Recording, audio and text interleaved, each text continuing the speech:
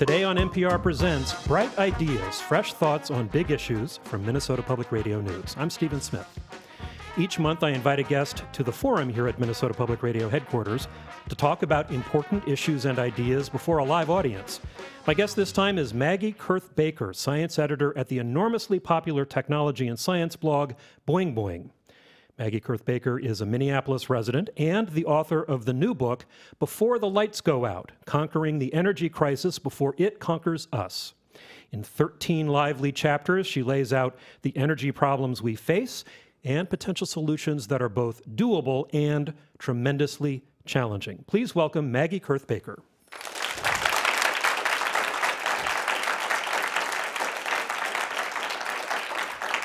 So you start your book with a story of a guy in Kansas, your native state, who says climate change is a lie made up by environmentalists. Yet this man has his own interesting approach to energy conservation. Tell us about him and why you started with him. This is one of the things that really started to change the way that I thought about energy. I met some people from the Climate and Energy Project, which is a nonprofit in Kansas. And when they had started up, they started out by doing several focus groups out of Kansas City and Wichita, kind of trying to find out what people actually thought about energy and climate instead of, telling people what they thought the people thought.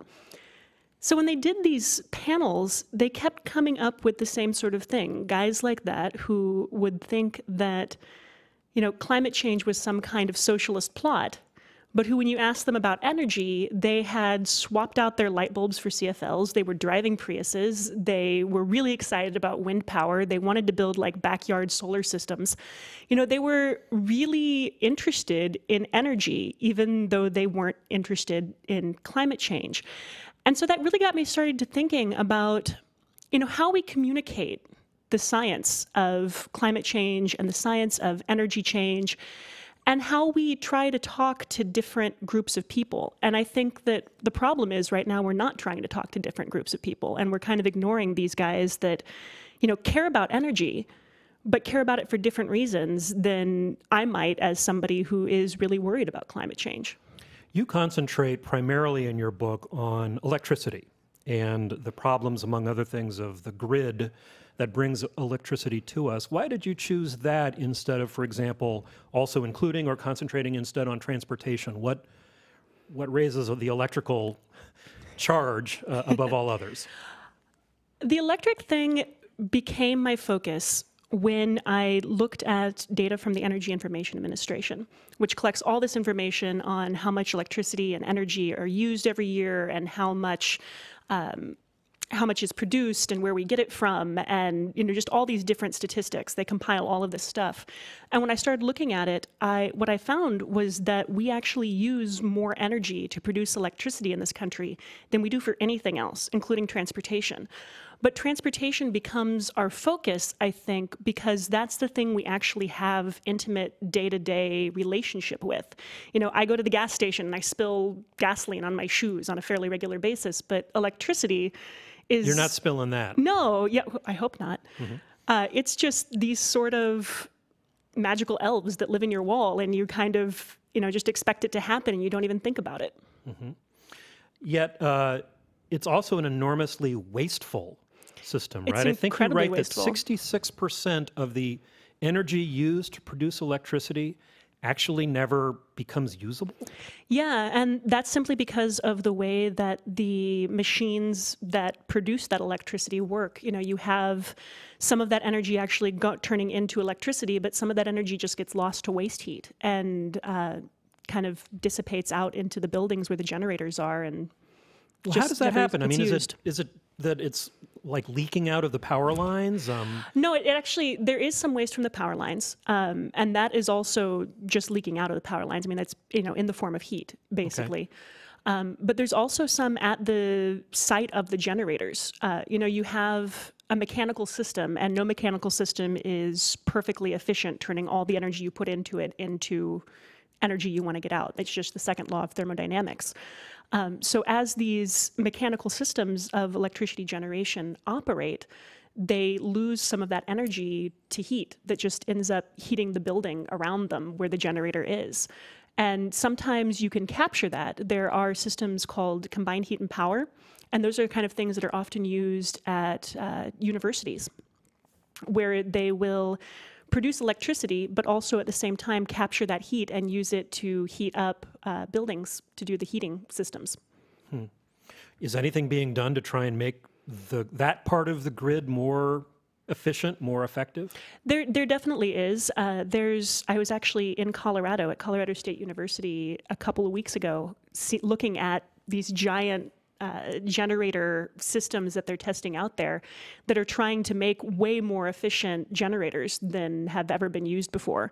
And they've been developing newer and better ones, over the last 15 or 20 years.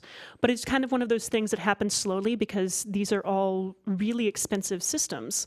So you don't just replace one as soon as the newest thing comes out. It's not like an iPhone. You kind of wait for it to die on you before you actually go and spend the money on a new one. Well, let's zoom out for a moment and talk about why you wrote this book in the first place. You are the science editor of this very popular blog called Boing Boing, and you write about a whole bunch of stuff. Why did you choose to write about America's energy problem and what to do about it? It's kind of taken on a big subject. Yeah, it really is. Partly it has to do with the fact that my husband works in the energy industry. He's an energy efficiency analyst for buildings. So what he does is figure out how to make buildings as energy efficient as possible for the least amount of money. And when he got this job, he started coming home and talking to me all the time about all these different things that he was learning and all these different things he was trying to communicate to his clients. And I kind of started to see that there was this huge gap between the stuff that experts like him knew and the stuff that the people actually making the decisions about, what they were going to put into their building or what policies they were going to set, or even, whether they were going to turn the light switch on or off in their own house, what they actually knew about energy. And there was just huge gap because when you become an expert, I think you sort of end up in this bubble where you forget that a lot of the stuff that you just take for granted as basic information isn't widely known. And so I would find myself reading these news stories in the newspaper about, here's a new solar panel that's going up, here's somebody who built a wind turbine. And there didn't seem like there was any information giving you the context to connect those things or tell you what they actually added up into. And so you kind of got left with this really confusing feeling of all of these different ideas being tossed at you, but not really knowing what they mean or how they fit together, like this really broken puzzle. And I really wanted to try to correct that. And we're going to ask our listeners to follow us through a puzzle which has some complications to it, right? Yes. There's sort of no way around that, and so let's try and take some of those things on. One of the things that you write about is that as much as we would like to identify sort of single solutions to things, silver bullets that some people call them, that one of the challenges is that everything works in terms of shared systems. Yeah. Right? So explain what shared systems are and why we have to pay attention to that. Shared systems are our infrastructures, and that's not just, the wires that connect us to power plants and to each other, but that's a lot of different infrastructures. It's our transportation infrastructure, it's the infrastructure of how your house is built, and all these different things end up influencing how you use energy and the decisions that we all make about energy on a daily basis. One of the things that I found out in the course of doing this research is that the average American uses twice as much energy as the average European. But when you actually look at what's going on there, it's got nothing to do with the Europeans being better people than we are, or being more moral than we are, or more green. Or being colder. Or being colder. Right. It's because their infrastructures are set up in a way that it's easier for them to make these choices. And often they can make these choices without actually even having to think about it. And the example that I've been liking to use is that I live in Minneapolis. I live right near the number 6 bus line. I can get on the bus and I can go anywhere in the city that I really want to go. And between that and this great bicycle infrastructure that Minneapolis has, my husband and I get away with only having one car between the two of us. A hybrid, no doubt. No. Oh. A 1999 Ford Escort. But that's not how most people live. Mm-hmm. If I went down to Kansas City, where a lot of my family is from, they don't have a bus system worth speaking of. They don't have that kind of transportation-oriented bicycle path system. And so if I told them you should just own one car and you should drive less, I'm telling them you can't access your job very easily, you can't get to the services you need and want, you can't participate in your community in the way that you want to participate. And that ends up basically telling them to shoot themselves in the foot. And I don't think that's fair. And so I think we talk really often about energy as if it's something that we can all solve individually by just being good enough people. But that's not really how these systems work. There's too much that's happening on this big scale, this shared system scale, that we have to correct if we're going to actually make the large-scale kind of changes we need to make. Today on NPR News Presents, it's Bright Ideas, and our guest this time is science writer Maggie Kurth Baker, author of Before the Lights Go Out, Conquering the Energy Crisis Before It Conquers Us. We're talking about the challenges and potential solutions facing America as we confront climate change and the need to create a sustainable energy future. So you've written that there is, because of, I don't know if it's because of, but in addition to the fact that things are complicated and we have these shared systems we have to pay attention to, there's no killer app.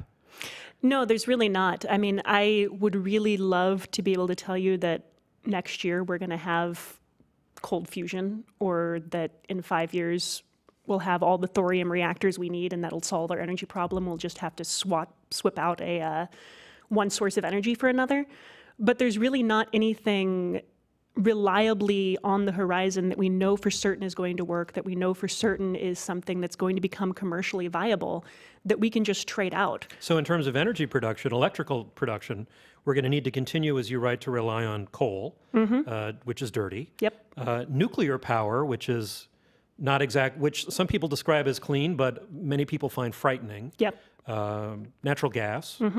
And then adding in some portion of solar, wind, and other kinds of solutions. But the dirty things are going to really, for the next 20, 30, 40 years, are going to remain the primary source of our energy. Yeah, that's absolutely true. And this is one of the things that I have a really hard time conveying to people, is that we want to think of short-term changes as being something that happens quickly. But when you're talking about infrastructure, short-term is a really long time. Short-term is 40 years. When you're talking about long-term, that's 100 years. And so when we go in and start actually putting our effort into changing our energy system, that's one of the reasons we have to do it soon, because it takes so long for this stuff to happen, even if we're focusing on it. So the longer we put it off, the longer and longer and longer it's actually going to take to get anything accomplished. Well, let's talk about one of the things I really found interesting about that you described in your book was the challenge of mixing in, especially wind power, into the electrical supply system and having it match the demand system. I think lots of people would sort of think, well, why aren't we just using more wind? A lot of wind out there, just throw up some more turbines. It's got to be cleaner. It may not be cheaper yet, but it will be eventually. But there's a problem of supply and demand, of balancing the system. Can you explain that? Yeah, I kind of have to back up a little bit from wind to actually explain why this happens. Okay. The electric infrastructure that we have is not a perfect system. It's not an ideal system. It's a system that evolved rather than was designed, and it was pieced together from this little patchwork of individual electric grids that weren't connected to each other, many of them until the 1970s. We haven't been a national grid system for very long. And all of these little things came together with priorities of being built quickly and being built cheaply. They didn't necessarily come together with the priority of being built to be the absolute best system it could be, or to plan for the future. And so we have this system that evolved to be used with things like coal and natural gas and nuclear power and hydroelectric power. And all of those things, to varying degrees, can be controlled. You can call them up and you can say, I need you to produce more electricity, or I need you to produce less electricity. And they can all respond to that to varying degrees. They can throw more coal on the fire. They can crank up the gas. They can let the nukes go crazy, the atoms. Well, hopefully not that. Yeah. But wind and solar are different, right? Wind power, if there's not enough wind, you can't ask that wind farm to make more electricity than it can make. And this ends up affecting the grid in some interesting ways, because the grid itself is not a stable system. even if there were no wind and solar on the grid at all, the grid would not be terribly stable. It's something where we have no storage. There's no electric storage really to speak of on our grid. So we have to balance supply and demand and have them balanced almost perfectly every minute of every day forever, and do that all manually. And the only way that we can really do this is by having these guys who work in these centers all across the US, whose job it is to call up power plants and have them produce more or produce less, or call up these people called demand response customers, somebody like a large factory, and tell them, well, we have too much demand and not enough supply, so you're going to have to shut down power for a few minutes while we get things back under control. And they have to just constantly do this balancing act. What do they do if there's too much? Can you dissipate it somehow? If there's too much coming from, basically, what they'll do is essentially just run it into a grounding line. So it just goes away. But they don't like to do that because, that's wasted electricity, that's wasted energy that, you could be using for something. Right. So that's kind of a frustrating thing, especially when it comes to wind and solar, that we want that power. We would rather be using that than coal. But if we have too much wind and no demand for it, we can't do anything with it. Well, and the other problem with wind is if you have way too much wind, what happens to the turbines? If you have way too much wind, actually, you have to shut turbines off because they can't keep spinning without being damaged. So they kind of fall apart. Yeah, there's a narrow range between not enough wind and too much wind, and that's the only place that they can function at. Has anybody suggested, or what is the technology now, or the looming technology in terms of storage? You write about, for example, there's some storage going on in Laverne, Minnesota? Yeah, which is down near where there's a bunch of wind farming going on. It's a test system where they have a very large battery. It's about the size of a semi-truck. And it costs several millions of dollars, and it has to be shipped over from Japan. Those kind of batteries are not made anywhere in the Western Hemisphere. What are they used? Are they used just for this, or is this? That is primarily what they're used for. So the Japanese are using them. The Japanese are using them for wind backup. Okay. We have them a couple other places in the U.S. for either testing for wind backup, or for instance, there's like a tiny little town down in South Texas that's not very well connected to the grid that has a couple of these things set up in basically a house so that they can supply electricity for themselves when their one line connecting them out to the rest of the world fails. Yikes. Yeah. But that's specifically what these kind of batteries are used for. Well, why not use a whole bunch more of those? What's wrong with that? They're so expensive. Oh. They're so expensive, and that really ends up becoming a major detriment to them because, for 100 years, we've gotten by with this relatively cheap system of having all of these guys that we're paying. So it's kind of hard to talk utility companies into moving to something else, even if that something else is going to be better for the system as a whole. Well, let's talk about some other kinds of storage that you write about in your book. And it's storage on the other end, which is the storage of, well, not the other end, but the storage of both other kinds of energy. There's some interesting things going on in ways people are talking about burying energy in the ground. Yeah, this is really cool. So one of the things that people have found is that there are ways to store energy that don't necessarily involve building giant, expensive chemical batteries. And one of those things is something that's been used for generations. It's called pumped hydro. So what you do is you build... Pumped hydro. Pumped hydro. Yep. So you build a couple of reservoirs at different elevations, and at night when electricity is really cheap, because there's not much demand for it, you use electricity to pump water up from the lower one to the higher one, and the next day when demand is rising, you run that water down the hill and use that to create electricity. And that's been used by utility companies even before there's any wind on the grid, and it's also something that can be used for wind, because one of the fun things about wind is that in a lot of these plains states where we get most of our wind from in the US, wind blows more at night than it does during the day, but electricity demand is lowest at night than it is at any other time. We need it during the day, right? We need it during the day. So that can help you kind of shift that power potential that we have to a time when we can actually use it. Mm-hmm. Another really cool thing is called compressed air energy storage. And the way this works is, at night you have the wind blowing and you use these wind turbines to generate electricity that powers a air compressor. And this air compressor fills porous rock underground with compressed air. And then the next day, when demand rises, you basically just run the system backwards and let that compressed air out, and it runs a generator. The Earth as a balloon. Essentially.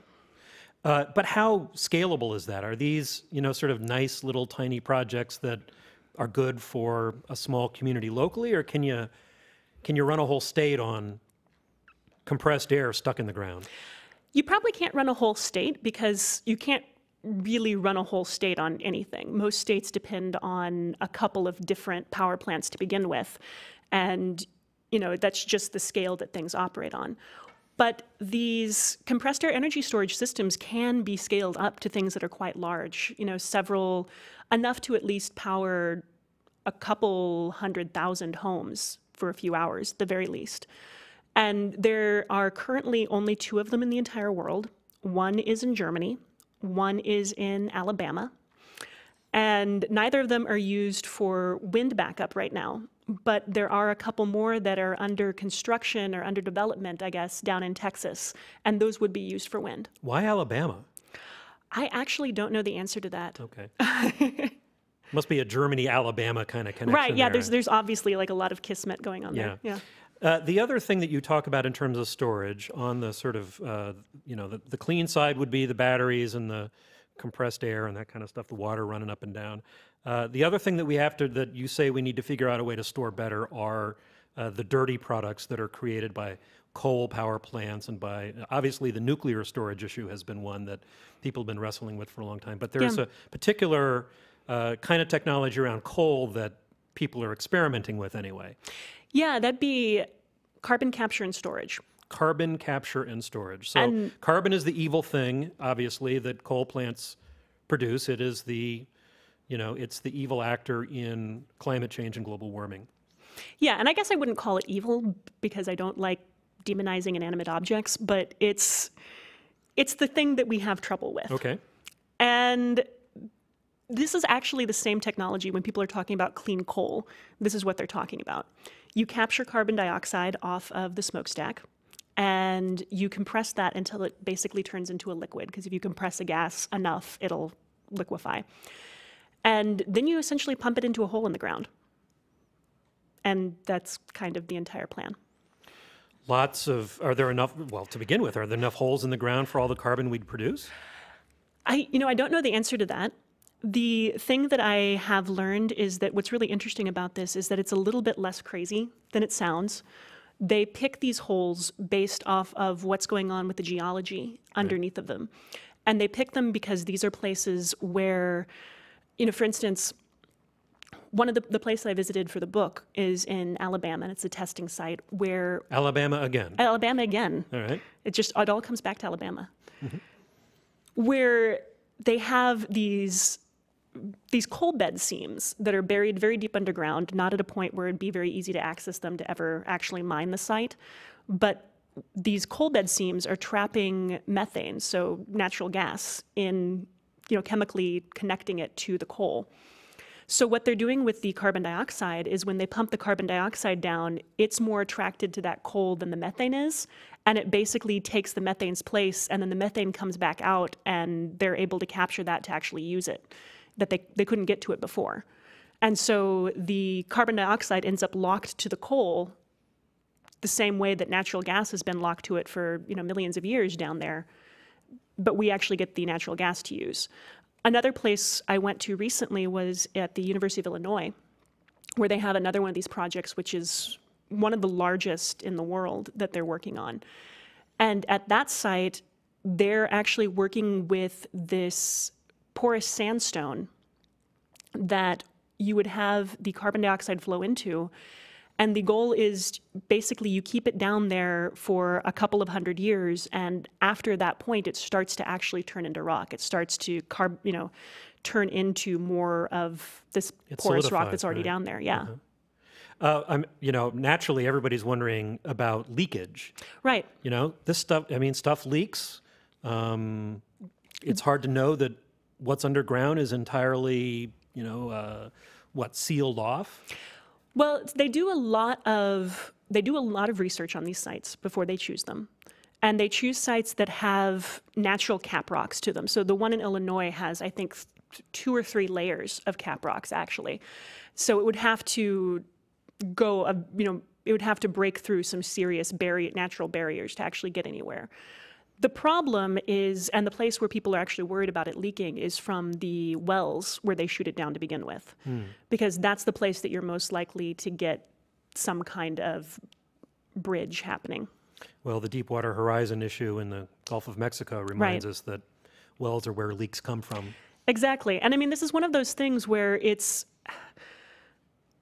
not a terrible idea, but it's not an idea that's totally without risk. And so it's one of those things where you have to look at the benefits to us, look at the risks to us, and really start having these kind of mature conversations about how we're going to deal with our energy problems that we're not really wanting to have. I feel a lot of times we want there to be a perfect solution. So you want to just go all the way to wind and solar immediately because they won't have any problems and everything will be great. Or we want to just get rid of all of the natural gas or all of the coal or all of the nuclear, but we can't really do all of those things immediately. And so we're going to have to, make some really tough choices about the risks that we're willing to live with. Let's talk about the question or the what you describe as there being this disconnect between conservation and what was the phrase I just used? That there's a difference between conservation and efficiency? Conservation and efficiency. Yes. This is one of those things that I picked up when my husband got his job as an energy efficiency analyst. Okay. So to a certain extent, maybe I'm a little biased towards energy efficiency, but I think that it does some stuff that's really amazing.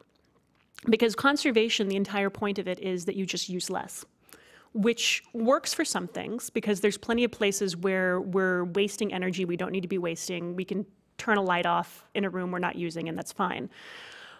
But efficiency is more powerful, I think, in a lot of ways because it allows us to get the same services that we were getting before, but just for less energy.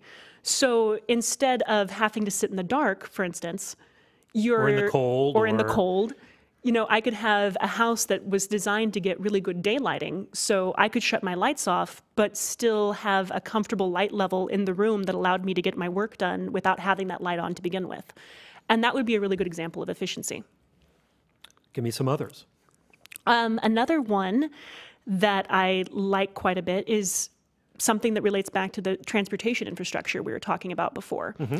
So I can, you could say, don't drive your car, and then you just kind of sit at your house. Or you can kind of start structuring the infrastructures a little bit differently so that it's easier to make that choice not to drive, but to still get to your job or to still get to the services you need to access. So, one way to do that would be I work from home. I just walk downstairs. And this is one of the really great things that internet enables me to do is I don't actually have to go to an office every day to get my job done. Another way that you could do this is through public transportation or through bicycle networks or through car sharing, just all these different ways that you can get one more car off the road, but not really be punishing anyone for less energy use.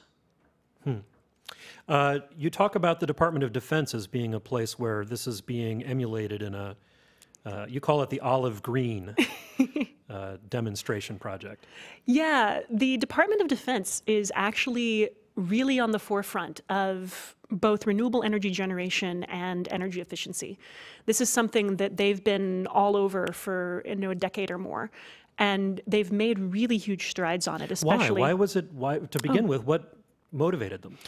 It's really all about these very practical things about how they can get their jobs done. So when you're talking about military bases here on U.S. soil, you're talking about, we need those people in case of an emergency. But in emergencies, you usually lose power. So if they're dependent on the exact same grid that we're dependent on, in an emergency, they might not be able to help us. So it's in their best interest to actually become more energy independent and be able to have these things like, I think the U.S.'s largest solar facility is on a military base in Arizona for that very reason. And then there's also just cost systems. I mean, the military obviously has had budget cuts over the last 15 years, just like everything has had budget cuts. And this is one of the ways that they found to save some of that money. Because one of the things that I thought was just absolutely astounding is that up until about a decade ago, most military bases only had one energy bill for the entire base. So bearing in mind, this is people's offices and people's homes, and none of them got electricity bills. They never knew how much energy they were using. They never knew how much it cost. They never knew. Therefore, zero incentive to do zero. anything except leave the windows open in the winter. Right, exactly. So you would have people doing things like having the air conditioning on and, oh, it got a little too cold in here, so I'm going to open a window too. And I mean, that kind of stuff was rampant. And one of the things that they've done is gone through and started to transition a lot of these bases over to either having a much more metered system like, we're used to, or to at least having people get a bill and have to pay out of their housing allowance, even if they don't have a meter on their home, have this kind of divided up in a way that there's some kind of accountability going on with it. And it's really started to change the way that people think about energy in the military.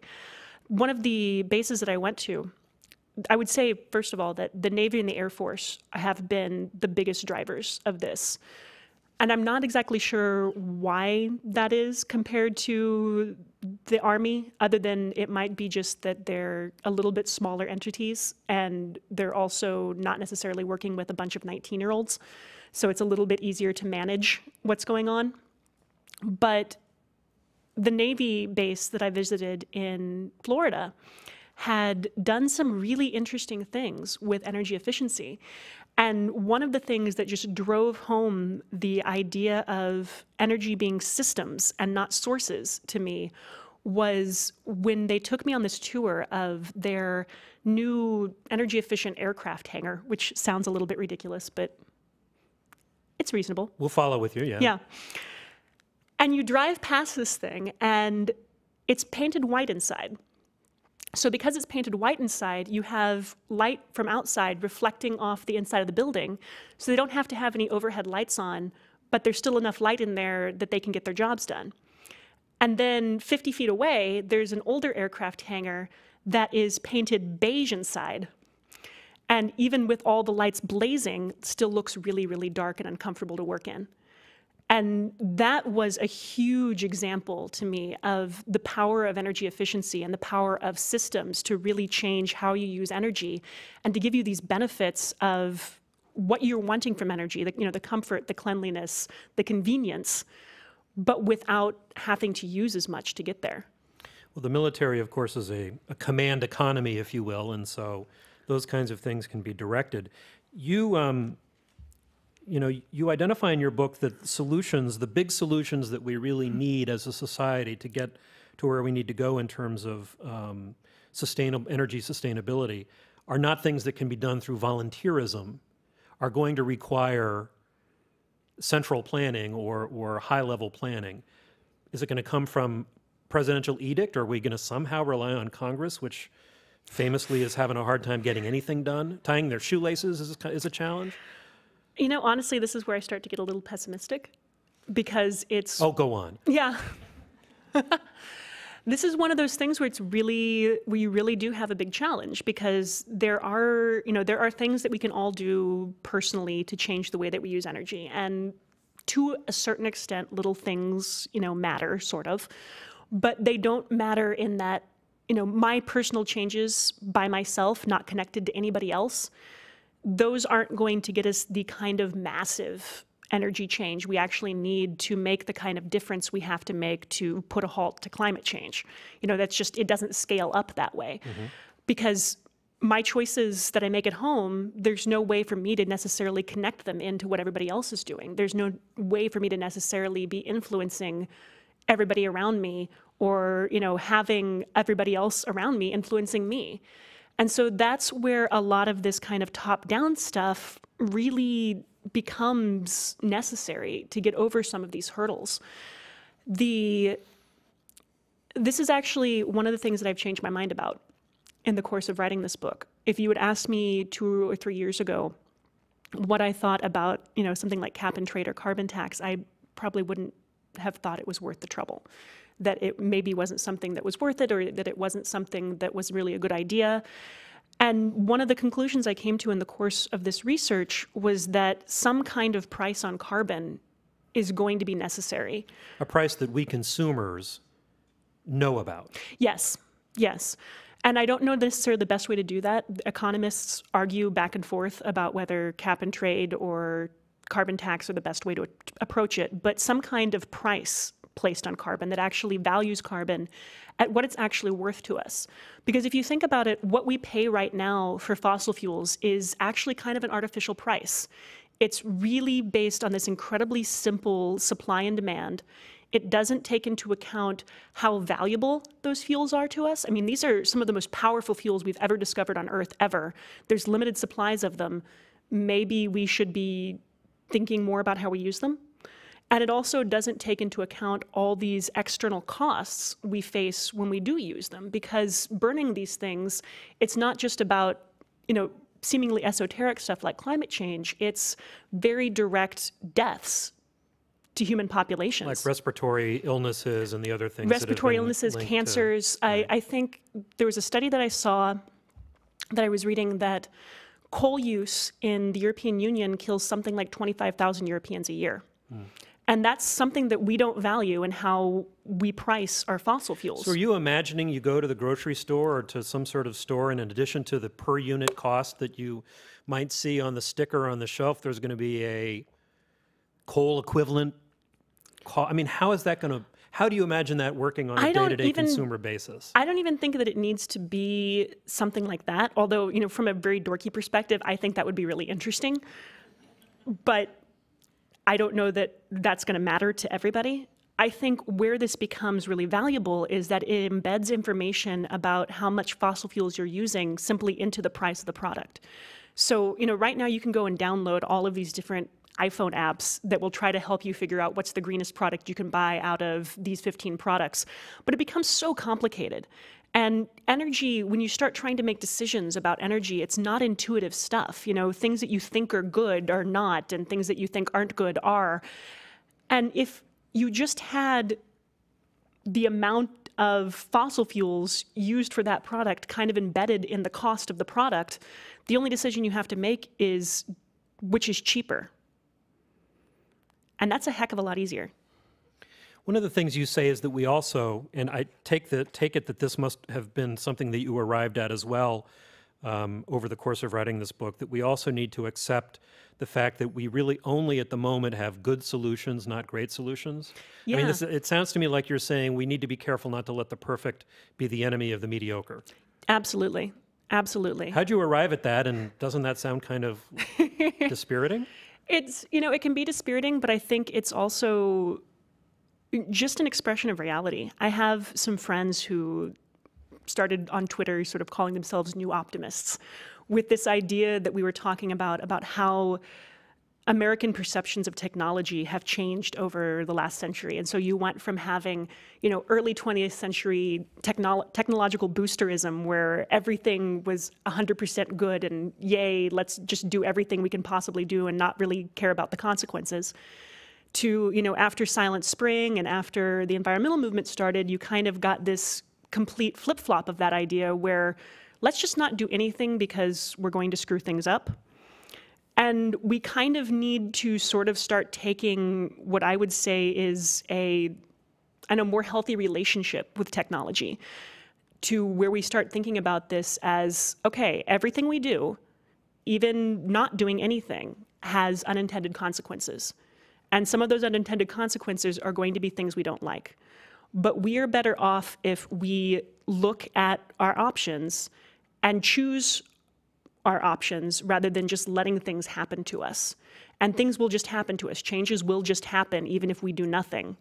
So we're better off doing something. Better is better. Even if it's not perfect, any incremental movement towards better is a good thing. I want you to talk, though, about, you're not completely dismissive of people taking matters into their own hands, and you offer a couple of examples that I think you admire because they're on a more community or regional basis, if you will, less sort of, what I'm doing in my backyard, but a place that you go to and you describe as Madelia, Yeah. Minnesota. And I want you to explain what the Medelia model is and why you like it. So this was an idea to create biofuels on a regional basis using things that were grown in this, several county community in rural Minnesota. So we're talking ethanol? Not actually ethanol, what we would call cellulosic ethanol. So it's not being made out of corn, it would be made out of things like perennial prairie grasses. And this really started from the same kind of place that the military stuff started from this practical, there are problems we need to solve, these energy solutions are part of our solution to these other problems. So what was their problem? So one of the things that you find if you look at the way we grow corn in America today is that it's not been very good for our farming resources. It's not been very good for soil. It's not been very good for water quality. And all of those things are important to actually having a future for farming. So if you look at Iowa, there's actually a place on a rest stop in Iowa where you can go and see this visual representation through these tall pillars of how much topsoil has been lost from that state since the 19th century beginning of corn farming. And it's something like 8 vertical inches of Iowa have blown away. And washed away. It's not just, it's both. Mm-hmm. And that's a huge problem if you're a farmer. And that was a huge problem for Linda Meschke, who is the woman that started this Medelia model idea, who was in fact a farmer. And so she's not she's not your typical groovy green advocate. No, she's a good old gal. She's a conservative farm lady, and she cares about this because she wants there to be land for farming and wants there to be water for farming for future generations. But what there wasn't was a reason for people to grow something other than corn. And part of what she acknowledged from this practical perspective is that you need to provide people an incentive to grow something. If they're getting paid well for this other thing, they need to be paid well for something new.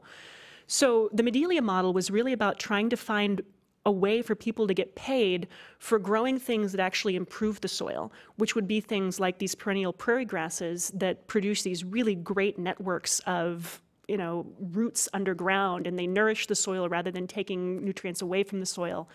And they can actually help clean water before it flows into estuaries, into creeks. And so what she's trying to do is make there be a reason for farmers to plant these prairie grasses on land that's doing particularly poorly, or on the borders around their farmland or against creeks and rivers, so that they can then harvest that and sell that along with the same way that they sell their corn. And how's it working? Well, one of the things that they have actually gone into play last fall was a project with the University of Minnesota that is based on this portable system called a microwave pyrolysis system. Okay. And it starts with microwaves, which just like a microwave oven, only a little bit larger. And you can toss in, everything from corn cobs to prairie grasses to, any kind of organic material into this thing. And it heats it up to the point that it, starts to release gas from it. And then you can get that gas and use that as basically synthetic natural gas. And so this little machine produces both a liquid, which is condensed out of the gas, and enough gas to run itself. And you can take this from farm to farm and have people producing basically the equivalent of their own heating oil out of this stuff that they've grown on their own land. So I think you say it's sort of like the old threshing teams, where a team of threshers with their equipment would go from farm to farm. You've got, the microwave gas-producing composting bee? Yeah, kind of, sort of. And I really like that aspect of it, too, because it really brought up that sense of community, and it really brought up that sense of history that I think that is something that would make it more appealing to farming communities in a way that just saying, hey, this is green might not. So ultimately, if someone reads your book, what is the takeaway? What is the takeaway that you are hoping that they will have? How do you want to change their perception, the average person's perception of what needs to be done both systemically and individually to create a sustainable energy future? I think there's two key things that I'm really hoping people come away from this book with. And one of those is that this is something for everybody. That there are lots of different reasons to care about energy. And just because you and I might have different reasons for why we care about it, that's fine. Let's talk about what we can do together and what agreements we can come to and compromises we can make to actually get something accomplished. I don't have to believe in global warming to believe in the need for sustainable energy. Absolutely, for example. absolutely. And it doesn't mean that I'm going to stop telling you that you should believe in global warming, Right. but it does mean that we can have a conversation that's respectful and that actually tries to get somewhere. The second thing that I think people really need to take hold of is the idea that energy is more than just sources, it's systems. And there's only so much that we can do on an individual basis until we get these systems changed. So I see that first point really flowing into the second point because we have to get people from all different sides of the political spectrum talking to each other and coming to these compromises so that we can actually get those big systems levels changes made. And if we can't talk respectfully to people we disagree with on some issues, we're not going to get the kind of systems changes that we need. Well, let's take some questions from the audience here who have braved the construction and have given up. I shouldn't say that. It was a really nice evening now, wasn't it? You guys really you're the hardcore. We wanted to actually do this out on the patio, but there was just too much construction noise. Eric is going to be your mic wrangler, and so just raise your hand. He'll come over and hold the mic in front of you. And as I often inform people, do not try to remove the mic from his hand. He's a very possessive man. Tell us your first name and where you're from.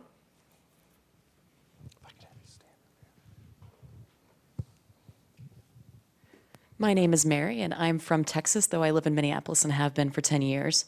And my question, Maggie, is you mentioned guys at the centers managing the supply and demand and guys who are paying. My question is, what role do you see increasing the number of women in engineering will play in securing a balanced energy future? I think that's an excellent question. And I said guys specifically not just as a generic guys, but because the grid control center that I went to was predominantly dudes. So, that is an issue, as you know, that science and technology and engineering, they're very guy-oriented fields. I think we need more people in those fields, and I think that the place where there are people who might be interested in that stuff who are not already signing up for it is probably coming from the female half of the population. So having more women getting into that kind of engineering would be a really good way to get more people into that kind of engineering, which is what we need. I think that would be an excellent thing.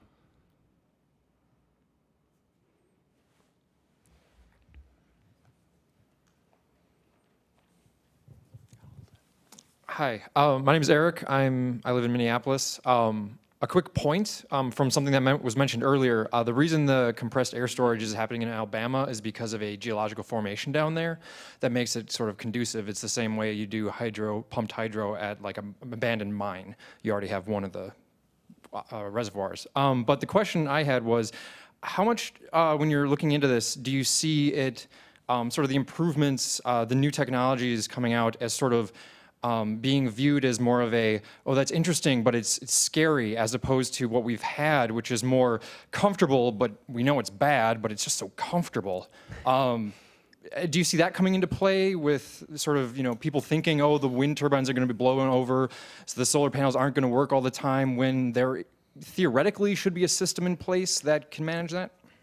I think that there's a little bit of that, but there's also a little bit of the opposite.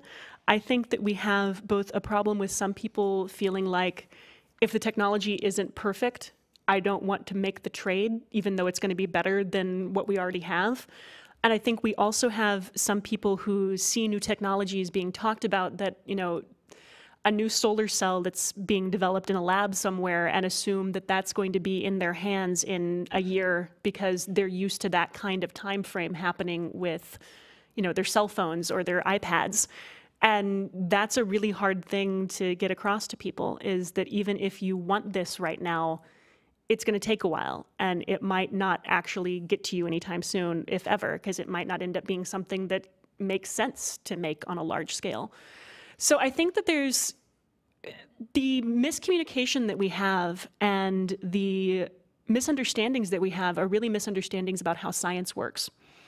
And I think that we can solve those things by doing a better job of science education so people understand the process of how technology develops and what technology is supposed to do, so we aren't constantly trying to sell something as either completely perfect or it's going to be here tomorrow, and can actually talk about how this process really works. I want to ask you about your process, your daily work process. Are you working from home because that was an energy efficient thing to do, or because Boing Boing doesn't have an office in Minneapolis? Boing Boing doesn't have an office. Anywhere? Anywhere. It's a completely virtual company. We have 2 people in San Francisco, 2 people in LA, a guy in Pittsburgh, a guy in London, and me. Mm-hmm. So we're spread out all over the place. And you have how many people reading you on a regular basis? 5 million. Well, that's not terrifying, is it? No, not at all. That's not at all terrifying. Yeah. So you're at home, and I mean, how are you figuring out what to cover day to day? I'm just sort of a little curious about your journalistic process. Yeah. You're at home writing to 5 million people, just like what is on Maggie's mind today, or? A little bit. What I do for Boing Boing, there are 2 things that I do. One of them is an aggregation process. So I find really cool science writing or science videos or science-related awesomeness on the internet that people may not otherwise know about and bring it to them. And I usually try to add some kind of perspective or context to that also, like kind of try to tie it into the bigger picture or into things we've already talked about on Boing Boing, so it's not just cut and paste from other people's stuff. But then the other thing that I do is original content. And so this is just the same kind of reporting or book reviews or interviews that I would do as a journalist for any publication. And those are something where it's come from the more stories I do, the more story ideas I have, and also just from reading a lot of other people's stories. I get story ideas by reading articles and thinking, what questions aren't they asking, and then being able to come back around and write about it. One of my favorite stories that we had on Boing Boing last year was from this study where some scientists in California had picked up trace elements of radioactive sulfur from Fukushima. And this was all in the news as just like, oh, this happened, but don't worry, it's small enough doses that it's not going to be a big deal for you. It's just, hey, this thing happened, Fukushima. That's a buzzword. You'll click on the link. And I actually went back and read the paper, and in the course of reading the paper that this was based on, realized that Fukushima wasn't really the story at all. Like, this was not about nuclear power. This was about coal power. Because the reason those guys were looking for sulfur to begin with was because what they study is sulfur emissions from coal plants in China, trying to figure out how those things move around the globe and how they affect climate all over the globe. Because one of the things that climate scientists think has happened is the reason we've gotten such a huge increase in global warming in the past 30 years is because Europe and the US cleaned up their coal emissions a great deal, and we don't have as much as much sulfur going into the atmosphere as we used to, because sulfur reflects heat back out into space, and it's something that can contribute to cooling the planet. So there's a lot of unanticipated consequence of doing well. Right, exactly. So there's a lot of questions about what's going to happen when the Chinese people decide they don't want this sulfur coming out at them, and how that's going to affect climate change when they clean up their sulfur. And so what this Fukushima thing actually did was basically almost stick a tracking device on sulfur. So you knew this radioactive material came from this place in Asia at exactly this time, and this was when it reached the United States. And so for the first time, we had data to be able to make better models of how sulfur of any kind travels around the world. My name is Rich. I live in Arden Hills. It's a 2-part question about hydroelectric sources. One is, are there new advances in collecting energy from hydroelectric power? And the second part of it is, have we optimized in the U.S. collection of electricity from hydroelectric power? That's a really good question. One of the things that I learned that I did not know when I was researching this book was that we are actually out of really good places to build giant hydroelectric dams in the US. We're never going to have another Hoover Dam because we don't have a place to build another Hoover Dam. So what the Department of Energy thinks we need to do, and what I think makes a lot of sense, is start building hydroelectric power at a smaller scale than we do today. So something that can serve thousands of homes or hundreds of homes instead of millions of homes. And those are done with really different technology. Instead of flooding out a valley and building a dam, you have either a falls that the water runs over like it does here at St. Anthony, or you have a cut in the river where the part of the river will flow through the power plant and then back into the river again. And those things are cheaper to build, they're better for the environment, they displace fewer people, obviously. So they're a little bit easier to get moved ahead.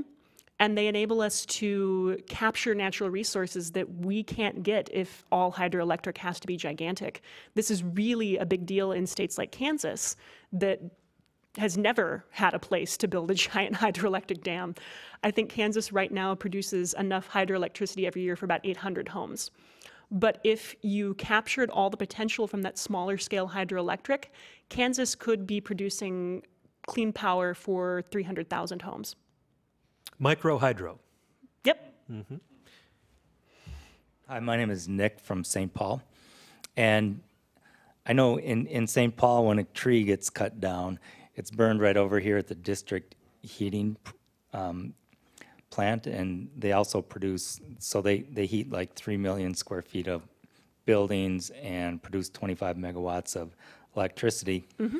Are there any other, I don't hear anything about that in the zeitgeist of energy efficiency. And I think it's been going since 1985, so I was wondering, is there any push to have something like that in any other places in the country? Yes and no. There is a lot more push to try to get combined heat and power systems like that built. There are only certain places where you can build them, because after a while it becomes not particularly energy efficient. If the places you're trying to heat are too far from the place where you're collecting the heat, it's not particularly efficient to do. So it works really well for a downtown area or a college campus or a corporate campus, things like that. It doesn't work really well for a whole city. But there are a lot of places where we could get more of these combined heat and power systems in, and it's something that people are really pushing for, because it's something that gets back to what we were talking about to begin with, the energy lost from just producing electricity. Let's take one more question, and then I will close up the show. Then we'll do the fabulous prizes, and then we'll adjourn and hang out and eat some homemade food and some free hooch or non-alcoholic beverages for those as well. So your name and where you're from? Hi, I'm Claire, and I live in Minneapolis. Question kind of to build off of your discussion of systems and changing our energy systems. I was curious as to your thoughts on distributed power and the role that distributed power could play and or should play as we're kind of thinking about what these systems might look like. Want to give us the thumbnail on what distributed or distributive? Distributed. Right. And what that basically boils down to is, here in the US right now, we make most of our electricity at these giant power plants that serve millions of homes and are really far from the people that actually use the electricity. Going to a more decentralized system or distributed system is really about producing power closer to the people that actually use it. And that ties into the hydroelectric stuff that we were talking about a minute ago. And it also goes all the way down to the tiny end of the scale of somebody putting up a solar panel on their roof and producing electricity that way. And I think that everybody pretty much agrees that decentralizing power to some extent is going to be a necessary thing and going to be a really, really good thing for our energy system, because it's going to add in not only allow us to access resources we can't access right now, but it's also going to make our system stronger. Because right now, if you knock out one power plant for whatever reason, and that power plant might be in southwest Kansas, you've lost power in 7 western states. Whereas if you have more distributed generation going on, it's a lot easier to tie some of these places back into power supplies that are stable and that are running. So you don't necessarily lose power to as many places for as long from one power outage. And that's a really important part of keeping our, the system we're dependent upon running. I do think that there is pretty good evidence that we're going to have to continue to have shared systems as a part of decentralization, that it's not going to be every man for himself kind of thing. And that just boils down to, I can have a garden in my backyard, but my chances of feeding myself and my entire family for a full year based solely on what we grow in that garden are pretty damn slim. So we have to have these interconnections. We have to have this ability to share resources so we have that redundancy so that we don't have to go without. Maggie Kurth-Baker, thank you so much. This is NPR Presents, and today you've been listening to the latest installment of Bright Ideas, a program for Minnesota Public Radio News that presents fresh thinking on big issues. Our guest this time was author and science blogger Maggie Kurth-Baker. Her new book is Before the Lights Go Out, Conquering the Energy Crisis Before